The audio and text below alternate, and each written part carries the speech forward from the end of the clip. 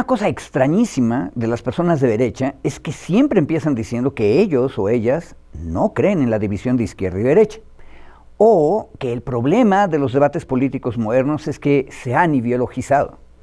Ellas y ellas nos dicen que su discurso no es ideológico, sino natural.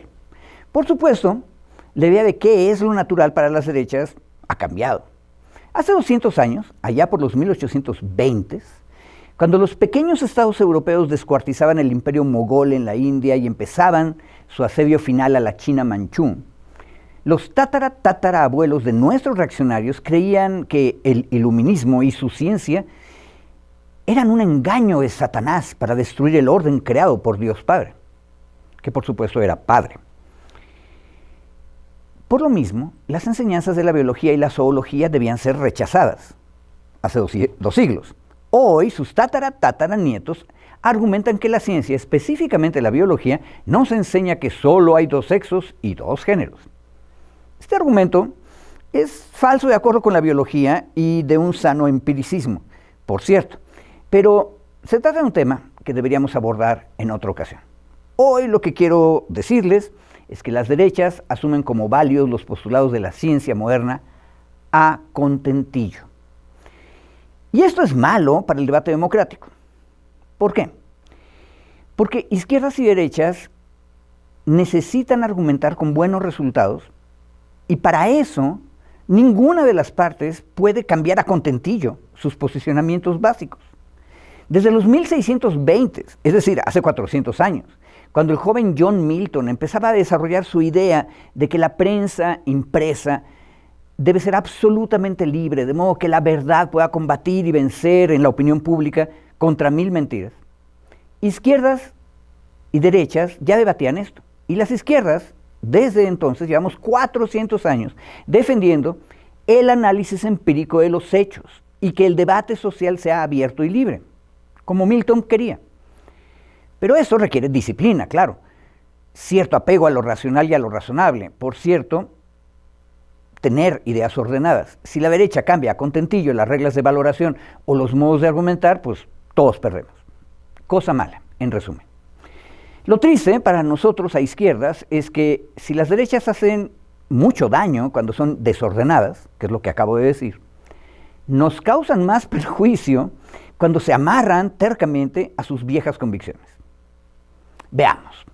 Resulta que a mediados de noviembre de 2025, hace unas 4 semanas, se reunió la Conferencia del Episcopado Mexicano, o CEM, en sus instalaciones en la Presa de Guadalupe, en el Estado de México. Ellos llaman a ese lugar Casa Lago. Empiezo mi análisis con los nombres. Si ustedes, en la audiencia, son creyentes de la Iglesia Episcopal o la Iglesia Anglicana, ¿acaso podrían preguntarse cuáles serán los episcopos o obispos que se reunieron en esas asambleas, en esa Conferencia del Episcopado Mexicano?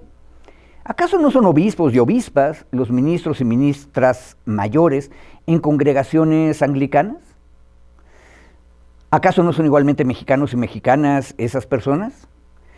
Y tendrán razón los episcopalianos, los anglicanos y las personas creyentes de muchas otras denominaciones donde hay obispos y obispas. Pero tampoco se van a sorprender, porque en México es un abuso permanente de la Iglesia Católica, Apostólica y Romana comportarse como si fuera la única iglesia en existencia. ¿Arrogancia? Sí, una arrogancia antigua, tradicional, permanente, terca. Esa arrogancia fue la que llevó a Europa a las guerras de religión hace 400 años, por cierto. Una arrogancia que John Milton demostró que era pura pose, porque cuando Milton convenció a su parlamento, el Parlamento Revolucionario Inglés, allá en los 1640, de que había que decretar la libertad absoluta de prensa, en ese momento se hallaron 1001 publicaciones de decenas de congregaciones religiosas, incluida la católica.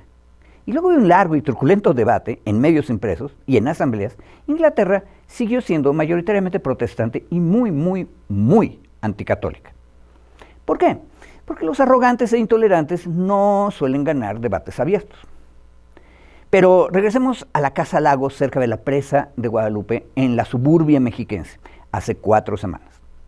Los obispos católicos de México emitieron un documento de 9 cuartillitas bajo el título siguiente: Iglesia en México, memoria y profecía, peregrinos de esperanza hacia el centenario de nuestros mártires. Vaya, ¿cuáles mártires? Los jesuitas, franciscanos y laicos crucificados y azateados por órdenes del gran Hideyoshi en el Japón de 1597. Entre ellos está San Felipe de Jesús, por cierto, que es santo de devociones muy vivas hoy en día.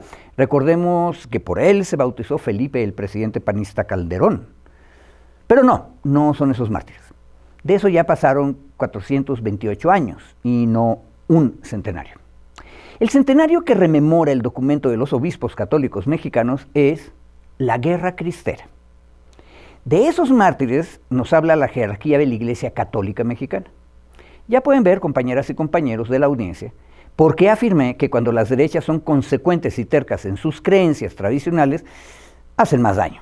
Pero vayamos más a fondo del texto episcopal católico. Los obispos católicos inician su mensaje recordándonos que en este 2025 se cumplieron 100 años de la encíclica Quas Prima, que en latín significa en primer lugar, del Papa Pío XI. En aquel 1925, que en Italia se vivía empezando la dictadura fascista, el pastor global de las y los católicos del mundo creó una nueva festividad religiosa, la fiesta de Cristo Rey, como un intento de refrendar que la Iglesia Católica era la competencia hic et nunc, que es latín para aquí y ahora, de los estados seculares, no importara que fueran monarquías, repúblicas o dictaduras de obreros y campesinos. 100 años después, en 2025, los obispos católicos mexicanos siguen en lo mismo. Lo cito, comillas. Hoy les preguntamos, hermanos, ¿quién reina verdaderamente en nuestras sociedades? ¿Cristo o los ídolos del poder, el dinero, la violencia y la mentira? ¿Quién reina en nuestro corazón, las ideologías políticas y culturales o el Evangelio? Esta pregunta no es retórica, es una invitación a una conversión personal y social, una invitación para que Cristo reine en nuestras vidas. Terminan las comillas. Y a renglón seguido empiezan a hablarnos de los cristeros y nos dicen que es un hecho que no podemos ignorar. Y no recuerdan que en julio del año 1926 entró en vigor la Ley Calles, que, otra vez cito, desató la persecución religiosa más cruenta de nuestra historia. Es por ello que en enero de 1927 el pueblo católico reprimido inició el levantamiento armado conocido como la Resistencia Cristera. Cierro comillas. Las cosas fueron, como siempre, más complicadas que lo que las derechas nos dicen. En 1926, los antecesores de estos obispos católicos llevaban casi 10 años haciendo resistencia al nuevo proyecto educativo de la Revolución Mexicana. Ese episcopado católico mexicano, de hace 100 años, aborrecía que se impusiera la educación laica y que se controlaran a los colegios católicos. Este episcopado católico, de hace 100 años, acusaba de bolcheviques a las organizaciones obreras que estaban tratando de hacer realidad las garantías obreras del nuevo artículo 123. Ese episcopado católico mexicano de hace 100 años apoyaba a los terratenientes que trataban de detener como fuera el reparto agrario. Ese episcopado católico mexicano de hace 100 años enviaba emisarios a Washington, D.C. para pedirle a la Casa Blanca republicana y que imponía tarifas que interviniese en México para derrocar a los revolucionarios. Aclaro que todo lo que acabo de decir lo hizo hace 100 años ese episcopado católico mexicano.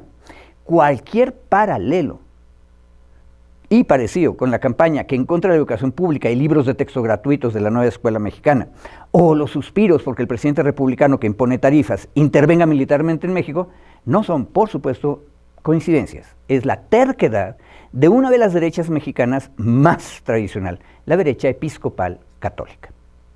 Les recomiendo que revisen las críticas que han hecho a este documento de los obispos católicos mexicanos, varios de los editorialistas del diario La Jornada de la Ciudad de México, especialmente el sociólogo Bernardo Barranco Villafán y el historiador Pedro Salmerón Sanginés. Ambos nos advierten que no estamos ante una anécdota delirante, sino ante un posicionamiento serio y peligroso. Los obispos católicos mexicanos aprueban y recomiendan en 2026 el uso de la violencia para sostener las causas políticas. Lo cito, comillas. Cuando el Estado totalitario intentó imponer su dominio absoluto sobre las conciencias, nuestros mártires comprendieron con claridad meridiana la centralidad de Jesucristo. Morir gritando «Viva Cristo Rey» era afirmar que ningún poder humano puede reclamar la soberanía absoluta sobre la persona y la conciencia. Cierro las comillas. Queda claro que entre esos obispos ya no hay gente como don Sergio Méndez Arceo, ni como Tatic Samuel Ruiz García. Y lo peor es que no están solos. Navegando por internet me encontré con las ediciones Clovis de París. Se trata de un espacio de prensa católica que admira, ni más ni menos, que a Marcel Lefebvre, un obispo tan conservador que se opuso a las reformas del Concilio Vaticano II del Papa Juan XXIII y de Paulo VI, y que reivindica un catolicismo militante al estilo de los 1920. Resulta que Ediciones Clovis ha preparado un calendario litúrgico para sus clientes en el cual adorna cada mes con imágenes del santoral cristero. Nos dicen los editores franceses católicos, cito, el atentado del 14 de noviembre de 1921 en la Basílica de Nuestra Señora de Guadalupe y la explosión organizada por el gobierno en contra del Cristo del Cubilete del 30 de enero de 1928 justifican plenamente el uso de las armas en las guerras de los cristeros, como lo afirma la doctrina católica. Cierro la cita. ¿Este es el juego que quiere jugar la derecha católica mexicana que encabeza la SEM? Ahora bien, pensemos y quedémonos meditando. Buenos días, buenas tardes y buenas noches y por supuesto, salud y república.